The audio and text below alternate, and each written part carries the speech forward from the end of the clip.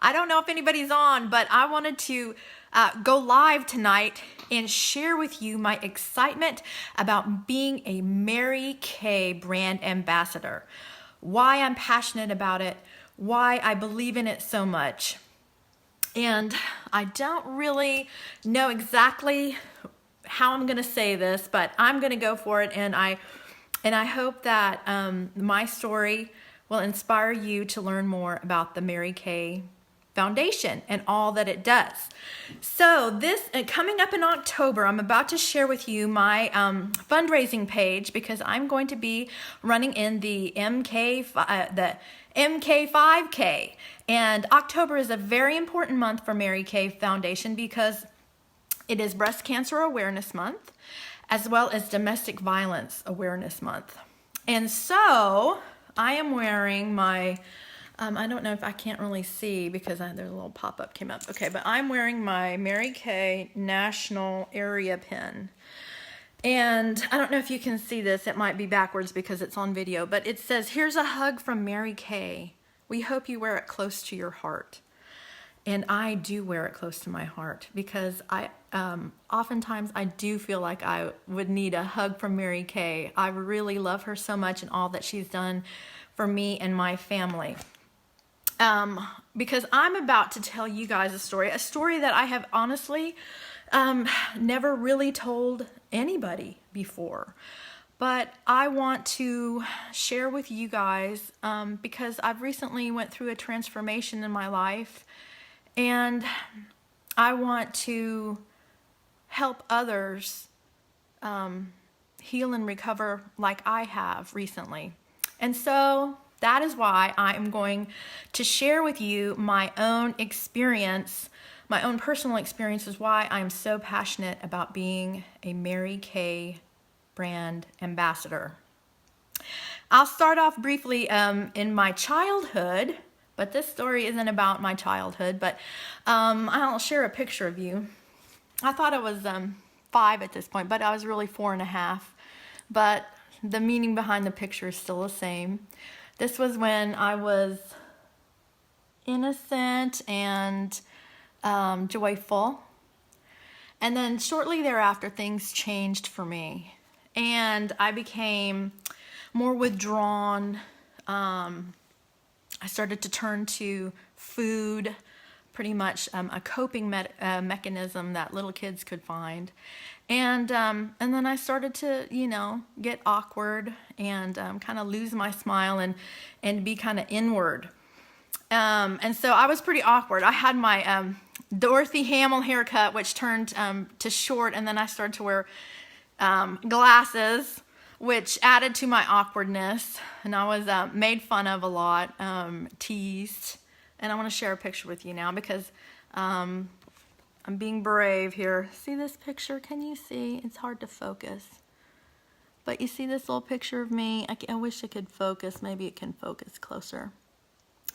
But that's me with my little chubby face and my glasses and my short hair. And I tell you what, pictures started to become a source of shame for me because, once again, I was teased a lot, and, I just was isolated at home. We didn't go to church. We didn't have any family friends. So, I turned to the television and books and food. So that was my experience based on, and some other things that I'm not really going to talk about at this point. But I'm setting the stage because that informed my adult behavior. I grew up with low self-esteem and not feeling loved, not feeling beautiful. And pretty much as I turned into an adult, I made very poor choices. I was not... I didn't respect myself. I was always looking for the approval of boys, and therefore I didn't. I made poor choices, and I was too willing to do what people wanted me to do, and I honestly felt completely numb about it. And so therefore I would make poor choices. Like I would meet a boy and then, hey, you want to come live with me instantly? And that actually happened not once, but twice. I met a boy who was a drifter, really. He didn't have a home. He was from a different state. And the first one was selling magazines. Back in the day, there would be these door-to-door magazine salespeople. And I met this boy, and he swept me off his feet, and I was like, oh, let's move in together. And just like instantly open up my world and my trust, and which led to I was stolen from, I was taken, my money was taken. I lost my innocence in a lot of different ways. And that didn't stop as I was a young adult. It continued on to when I was older.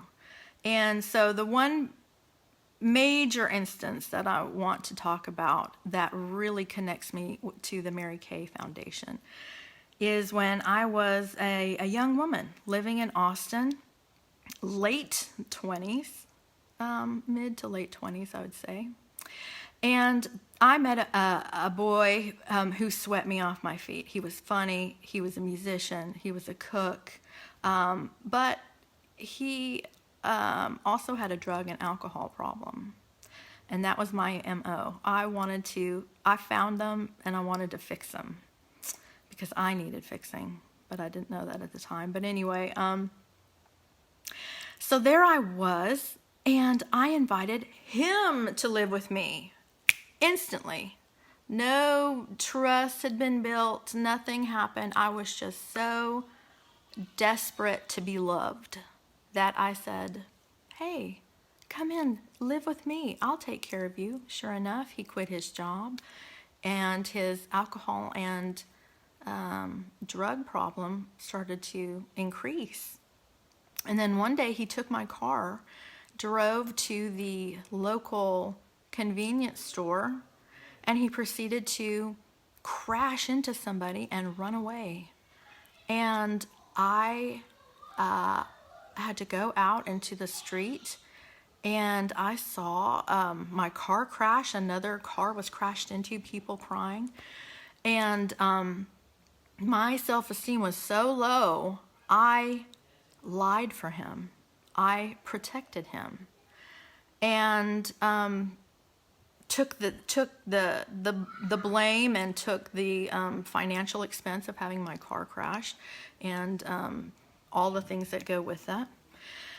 And then you'd think, oh, well then that way you kicked him out, right? No, I did not. No, I did not. I did not.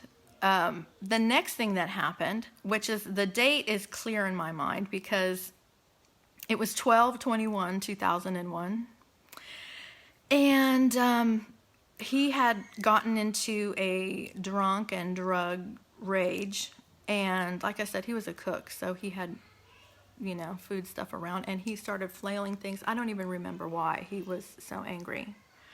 But I do remember there was a giant thing of black pepper, and he got so mad at me, he flung it all around, and it was just, pepper was covered our kitchen.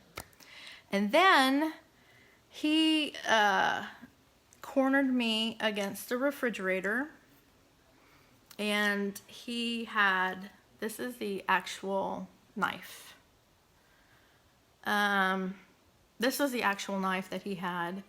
And he was so enraged and mad at me. He looked me in the eye and did this, and he said, I'm gonna kill you. And I remember just standing at the against the refrigerator, and I was just in shock, immobilized. And he brought the knife down, and he cut into my face, onto my cheek. and blood started to spurt everywhere, and I had like a flap of my cheek hanging. And he kind of woke up out of his daze, and he was like, I'm sorry, and he ran off. And I just was in total shock, and here I was bleeding profusely. My face started to swell, and I could feel like a flap of my flesh hanging. And he left. He was gone. And I kind of like went into the bathroom and kind of was like, oh, it's okay, tried to put a Band-Aid on it, and it was a wound. And so I ended up driving myself to the emergency room. And there I was stitched up, and a state trooper came up to me, and he asked, is everything all right? And guess what I did? Did I tell him I have a boyfriend who said he was going to kill me and attack me with a very large knife? No, I didn't. I lied for him again. I lied to protect him. And I told him, oh, I just made up some story. Oh, we were having a party, and I just slipped, we slipped, and I didn't want anybody to, well, why isn't anybody here with you? Oh, I didn't want them to lose the party, so I came by myself. And I went home, and so he goes, okay, And I went home, and my face is out to here. I had, I think 9 or I can't remember how many stitches. And face was so swollen. And I went in, and my kitchen was totally covered in that pepper with blood all soaked in and just stuck everywhere. So there's like blood and pepper everywhere. And the reason I bring that up is because it's one of those things that you remember when that I remember so vividly, because I had to clean it all up myself. I had to like scrub the dry blood and pick up all of that pepper everywhere with my wound, and just like this shock. And then you say, okay, that was the end, right? You left the situation after you were stabbed in the face by your, drunk and drug and, boyfriend. No. It took me 5.5 months to fully get him out of my life. And at the time, I was like, I had no clue of why I was in that, feeling that way, and to begin with. Why would I want to not only, lose my car, get stabbed in the face, and then also he had faced abuse when he was a kid, and so he was addicted to 1-900 numbers. And that was back in the day when we had landlines where they would charge, I don't know if people remember this, but it was like, $3.99 a minute. This guy called some foreign country, and it was like $20 an hour. He racked up thousands and thousands and thousands of dollars on my telephone line. And eventually, because I couldn't pay that, and I've tried to pay as much as I could, and then I couldn't pay my bills, I went bankrupt. I had to file for bankruptcy. Something I'm not proud of, but something that I had to do financially. There was no other way at the time. At least I thought that was the advice I was given through lawyers and such. So anyway, I then got, after this whole instance, I actually got that job. If you heard my story about how I got Mary Kay, that's when I got my really cool job with the beverage company. And when I started, I had those stitches, and I told them, oh, I got into a bicycle accident. That's how I got cut, you know. I certainly didn't want to tell anybody that I had gotten myself into a situation where I was allowing this person to do this to me and to wreak all of this havoc into my life. But during that time, then I got to like have fun community, and I really thought that I had kind of like turned a leaf and turned over a new leaf and was like really, in a good space. But I hadn't healed. I still had that tendency to hurt myself with fluctuating weight, with eating too much food, and self-medicating in that way, self-medicating in other manners, and I just didn't know any other way. And so when it came to love, I allowed myself this time to be emotionally and mentally abused by a man. I wouldn't say abused, but I was manipulated. And I had such low self-esteem that I did stuff against my true nature of my character for this man. And that was my downfall at that company. Something I truly regret, something I truly have shame over. And I did have it. I've healed since then. But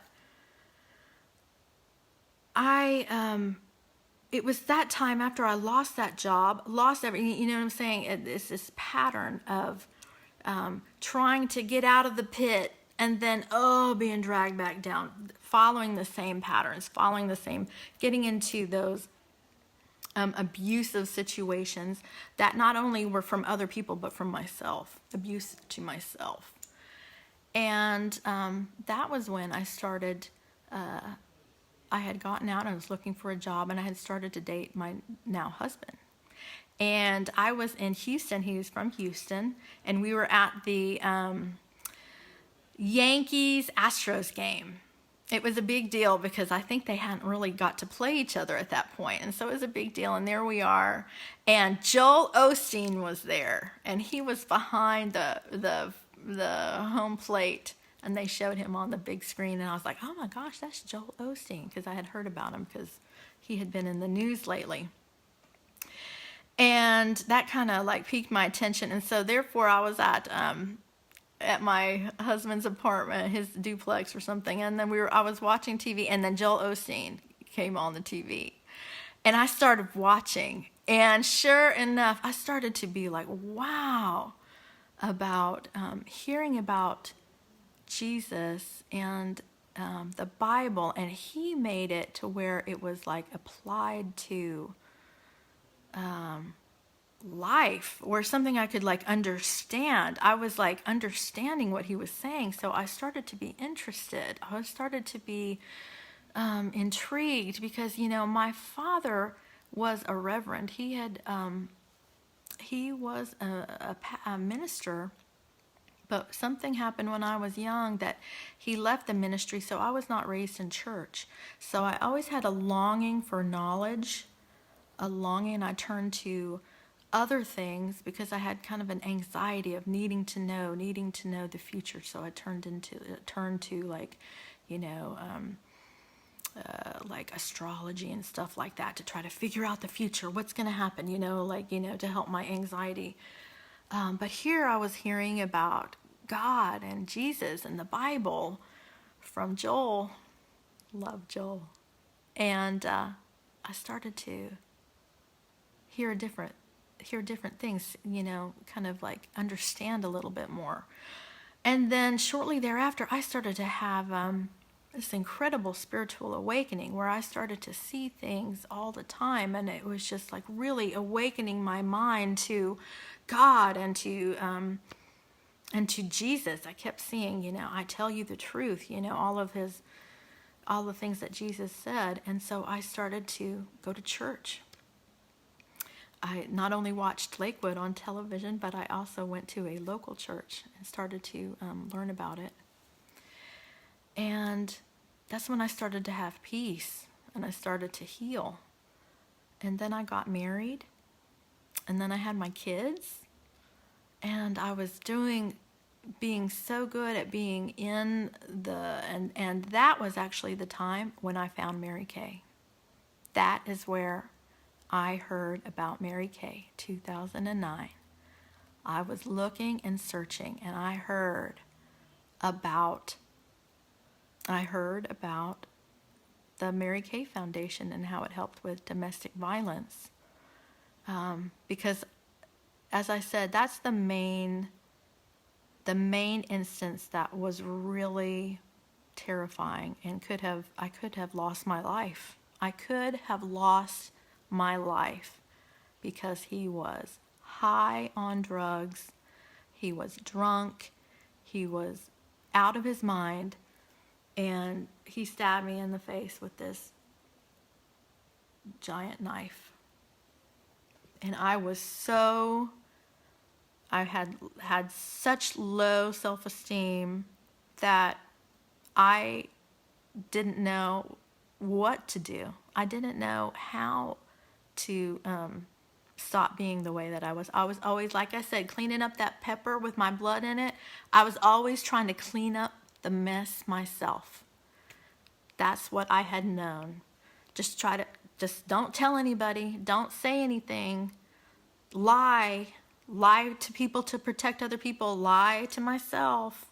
Lie about lie so people don't know. And that's when I found Mary Kay in Lakewood Church. And that is when my whole life started to change. Because Carolyn and Candace were there at that job fair. And because I heard their message and I felt safe, because I still didn't feel safe. I had been so traumatized that I was just numb. I did not feel safe. And so being with Mary Kay made me feel safe. I love this company, and I wear my hug from Mary Kay close to my heart. And I still, to this day, go to it for strength and for safety, to feel accepted and not judged. And that is why I am so, so passionate about the Mary Kay Foundation, because you never know. On the surface, nobody knew any of that was going on, because I was so quick to be able to make up a story so no one would get in trouble. So the guy wouldn't get in trouble, so I wouldn't get in trouble. And I tried to fix everything myself. And now I know I don't have to. Now I know that I have God and Jesus to rely on. And in this world, I have the people of Mary Kay who want to help me grow, who I want to help grow. And that makes me so happy. And that is why I just told all of this very personal and shameful information, because I wish I hadn't done that. I wish that hadn't happened to me. I wish I had been stronger and had more self-esteem where I wouldn't have allowed that. But I take responsibility for it, because those were my choices. And that's what I have to live with. And I still have a scar. I don't know if you can see it, but in God's mercy, it's faint. It's faint, but it's there. And you know, like, I wish I could say that after I joined Mary Kay and after I got married, then boy, and after I learned the Lord, that everything was smooth sailing after that. It wasn't. I still had issues to go after. I still turned to food. Did you know that I recently, during this time, lost 60 pounds? I've lost 60 pounds, most of it during this time of the pandemic, by the grace of God. And I am just so thankful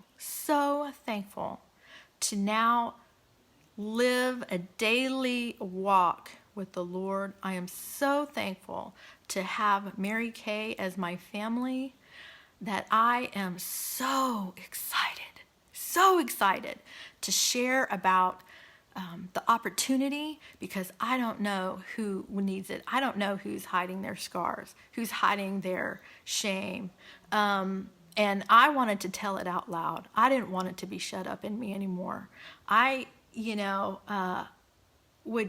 just kept that secret for so long that it still haunted me. Even after I was loved, even after I had kids, it was still hurting me. And so I don't want to do that anymore. I wanted to lay it all out there. This is why I am a Mary Kay brand ambassador and passionate about the domestic violence portion of it so strongly, because I know there are young girls out there who don't even know why they're doing the things that they do. They don't even know why they're making the choices that they're making. They don't know why they stay in situations that are hurting them and not their best. So I want you to know that you are not alone. There is a way out. There is help out there. There's good counselors. I've got a great counselor. There's great encouragement from churches and from companies like Mary Kay. And I encourage everyone, whether you're affected by domestic violence or cancers that affect women, to support the Mary Kay Foundation. I ask that you donate to my fundraising for the MK5K. And I hope that by sharing my story, that it will help, even if it just helps one person out there to know that there is hope. That was how many years ago? 19 years ago? And I'm just now telling it. It's never too late. It's never too late. You can free yourself from the pain that you keep inside. You don't have to clean it up all by yourself. You don't have to do that. So thank you for listening to me, and I hope that you support the Mary Kay Foundation and also listen to the Mary Kay Opportunity. And if not, just support us people who are trying to do our best to stop violence against women and to to find the cure for cancers for women. So thank you. Have a great night. I'll talk to you soon. Bye. I'll be back next Thursday. Bye.